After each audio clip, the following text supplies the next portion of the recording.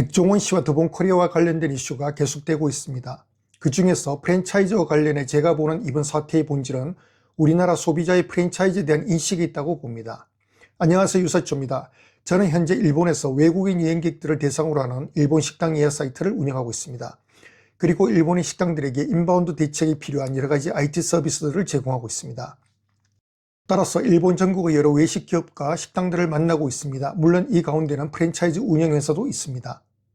이들 회사와 일을 하기 위해서는 그 기업에 대한 많은 이해와 지식이 필요합니다. 이런 일을 하는 저로서 이번 사태를 보면서 많은 전문가나 미디어가 하는 분석에 대해 뭔가 아쉬움을 느꼈습니다. 현재 많은 분석은 크게 두 가지입니다. 하나는 더본코리아라는 기업에 대한 지적과 또 하나는 준연예인급인 백종원 씨에 대한 지적입니다. 먼저 더본코리아의 기업 활동 측면에서 불거져 나온 식품 성분의 허위 기재나 공장 부지 용도에 대한 사안은 벌금을 내면 그만인 일들입니다. 방금 제가 그만입니다라고 한 것이 문제 삼을 일은 아니다라는 뜻은 아닙니다.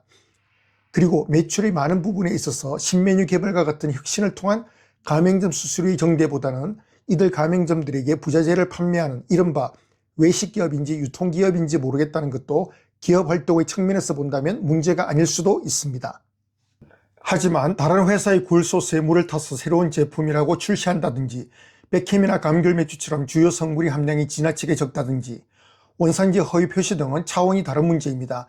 이건 식품 관련 법률 문제가 아니라 우리 사회의 금기인 먹는 것 가지고 장난치지 말라는 것에 반하는 겁니다. 무엇보다 그동안 수많은 미디어에서 음식과 재료의 진정성에 대해 식당 주인들에게 충고해왔던 백종원 씨가 대표로 있는 더본코리아에서 했다는 것이 문제를 더 에스컬레이트 시켰습니다. 그리고 무엇보다 이번 사태의 촉매제가 된 연돈 볼카츠 점주들과 더본코리아의 갈등은 좀 더 많은 문제를 내포하고 있습니다. 왜냐하면 백햄이나 감귤 맥주와 같은 제품은 소비자가 구입을 하지 않으면 그만이고 더본코리아가 그 리스크를 감수하면 됩니다. 하지만 프랜차이즈 식당의 경우는 폐점을 하거나 장사가 안 될 경우 점주가 그 리스크를 오롯이 감수해야 합니다. 특히 없는 자본을 모아서 투자한 경우 폐점의 쓰라림은 말할 수 없이 큽니다.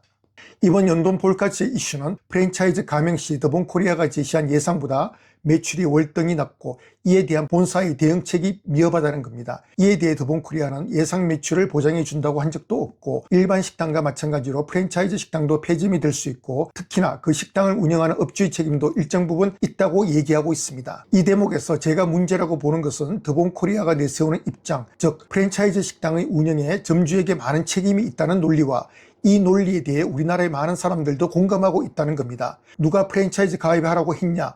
또는 결국 장사는 본인 책임이 크다와 같은 인식입니다. 전혀 틀린 말은 아니지만 바로 이러한 일반적인 인식이 프랜차이즈 운영회사들에게 경각심을 주지 못하고 있는 겁니다. 제가 일본에서 일을 하다 보니 가끔 한국과 일본의 외식 산업이 어느 정도 차이가 있는지에 대한 질문을 받습니다. 이 경우 저는 누구와 이야기하느냐에 따라 수치를 다르게 얘기합니다. 일본에 자주 여행을 했거나 외식 사업을 조금 이해하고 있는 사람은 모르지만 어떤 사람은 한국도 많이 성장했기 때문에 그렇게 차이 나지 않는다고 저에게 한국을 너무 낮게 보이는 것이 아니냐라고 하기 때문입니다. 외식 산업의 차이는 단순히 식당의 숫자와 매출로만 따질 수는 없습니다. 식당을 하려는 사람들과 이용하는 사람들의 의식도 외식 산업의 차이를 결정짓는 큰 요소이기 때문입니다. 후쿠오카에 4개의 식당을 운영하는 오너 셰프가 있는데 저와 친합니다. 어디라고 하면 모두 알만한 식당들이고 매일 저녁 4곳 모두 만석이 됩니다. 매출도 상당합니다. 그런데 항상 식당에서 그 오너는 요리를 하고 옷도 흐름하게 입고 사람이 아주 겸손합니다. 그리고 전국에 50여 개의 식당을 운영하는 연매출 450억 하는 오너도 잘난 척하는 구석이 하나도 없습니다. 그래서 저는 일본 식당이나 외식기업 사장들은 돈을 잘 벌어도 다들 겸손하구나 라고 생각했습니다. 그러다 4개를 운영하는 식당의 오너 셰프가 자기가 옛날 수행했던 식당의 같은 출신이 하는 도쿄의 식당을 소개해 줬습니다. 도쿄의 시부야에 있는 곳인데 가보니 후쿠오카처럼 너무 식당도 좋고 손님도 많았습니다. 그래서 두 사람이 일했다는 식당이 어딘가 찾아봤는데 바로 일본 이자카야의 신이라고 하는 우노 다카시상의 식당이었습니다. 재미있는 것은 우노 다카시상의 홈페이지에 가보면 자기네 그룹 출신들이 차린 식당들을 구글맵에 올려놨는데 전국에 수백 개가 되고 그 중에는 각 지역의 인기 식당들도 많았습니다. 이렇게 한 식당의 출신들이 전국 각지에서 날고 기는데 식당 몇 개 한다고 나댈 수가 없는 겁니다. 한국에도 많은 프랜차이즈 외식기업이 있지만 일본의 외식기업의 숫자와 그 규모는 한국과 비교할 수 없을 정도로 큽니다. 따라서 식당 수십 개 해가지고서는 어디 가서 명함도 못 내미는 거죠. 가끔 한국에서 오는 사람들과 일본 식당에서 식사를 하는데 제가 그 식당의 오너 셰프와 친한 것을 보면 식당 오너와 얘기해서 한국에서 프랜차이즈 하면 대박 터질 텐데 왜 안 하느냐고 합니다.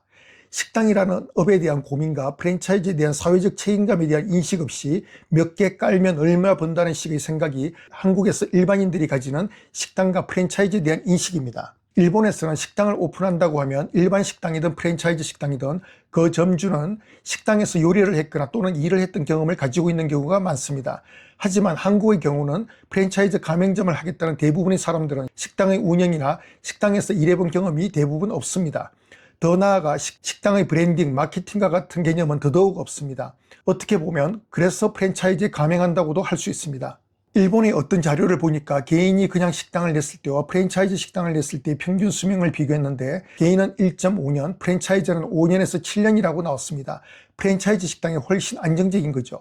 개인이 오픈한 경우 식당의 브랜드를 처음부터 구축해야 하고 식당 운영의 노하우도 쌓아야 하는데 프랜차이즈 식당은 이미 구축된 브랜드의 인지도와 운영 노하우를 활용하기 때문입니다.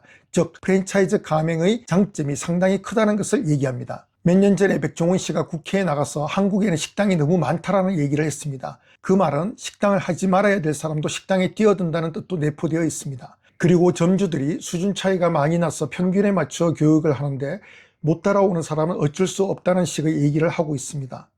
우리가 흔히 대치동 학원에서 수업 받는다고 해서 모두 인류대 입학을 보장할 수 없다라는 로직인데 어느 정도 실력이 되는 학생들을 모아서 가르치는 대치동 학원과 프랜차이즈 가맹 점주들과는 경우가 다릅니다.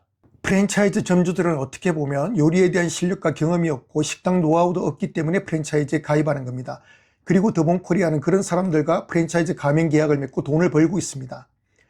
이번 백종원 사태의 가장 본질적인 문제는 한국 프랜차이즈 운영회사들이 가지고 있는 브랜드에 대한 인식입니다. 식당 브랜드는 브레인스토밍의 아이디어 산출물이 아니라 엄청난 시간의 요리와 식당 운영의 결과이어야 하는데 한국의 경우에는 수많은 브랜드가 생겼다 없어지고 심지어는 한 회사에서 중복된 업종의 브랜드를 운영하기도 합니다. 그리고 그 과정에서 1년도 안 돼 수많은 식당들이 폐점을 합니다. 어떤 전문가는 원래 프랜차이즈란 여러 개의 브랜드를 시장에 내놓아서 그 중에서 잘 되는 것을 집중적으로 민다고 하는데 이는 여름철에 수많은 아이스크림을 출시하고 그 중에 대박 상품 하나 근점이 된다는 로직과 같습니다. 다시 말하지만 아이스크림은 기업이 손실을 감수하면 되지만 프랜차이즈는 가맹 점주들이 손실을 떠안습니다. 이번 사태를 보면서 저는 한국의 외식산업, 특히 프랜차이즈의 구조와 식당에 대한 이 사람들의 인식이 너무 취약하다는 것을 느꼈습니다. 한 개의 브랜드에 메뉴 개발, 마케팅 담당, 점포 관리에 2명씩만 투입해도 6명이고 브랜드가 20개면 120명이 필요합니다. 프랜차이즈 기업에서 이런 적정 인원을 운영하고 있는지는 모르겠지만 프랜차이즈 가맹 후 후속 지원을 하지 않는다면 어떤 브랜드도 지속적인 성장을 하기 어렵습니다. 프랜차이즈 운영에서는 가맹하려는 사람들에게 식당 운영에 대한 어려움과 사전 교육을 철저히 하고 후속적인 마케팅 지원 그리고 자체 공장을 만들어 식재료도 저렴하게 공급하는 노력도 해야 합니다. 일본의 교무센터라는 슈퍼마켓 회사가 있는데 제품이 말도 안 되게 싸고 좋습니다. 그 비결은 자체 식품 공장을 가지고 있기 때문입니다. 가맹점이 1,450여 개인 백다방이 원두를 공급하는 공장 하나가 없고 다른 회사에서 사온다는 것은 생각해 볼 일입니다. 프랜차이즈 식당을 오픈하려는 사람들은 월급 없이라도 그 가맹점에서 한두 달 일을 해보는 노력이 필요합니다. 식당 운영의 어려움과 실제 예상 매출에 대한 검증은 일주일만 일해도 알 수 있습니다. 일본에는 브랜드라고 하더라도 직영점이 많고 프랜차이즈 가맹을 내주는 것도 매우 엄격합니다. 식당을 잘 운영할 수 있는 사람인가에 대한 기준도 엄격합니다. 이유는 대부분의 프랜차이즈들이 엄격하게 운영되기 때문에 대충해서는 소비자들에게 외면되는 것은 물론 가맹점을 하겠다는 사람들도 없기 때문입니다. 따라서 프랜차이즈니까 어쩔 수 없지라고 치부하거나 무심하게 받아들이는 우리 소비자들의 인식도 바뀌어야 합니다. 이번 사태를 프랜차이즈 운영회사와 점주 간의 매출 보장에 대한 이슈로만 인식해 관련법을 정비하자고 하는 것은 안전에 대한 문제의식 없이 대형 사고 나면 새로운 법을 만들자는 것과 같습니다. 프랜차이즈를 운영하는 외식기업은 식당과 브랜드에 대한 진정성을 가져야 하고 소비자는 엄격함을 가져야 한다는 게 오늘 제가 드리고 싶은 말씀입니다.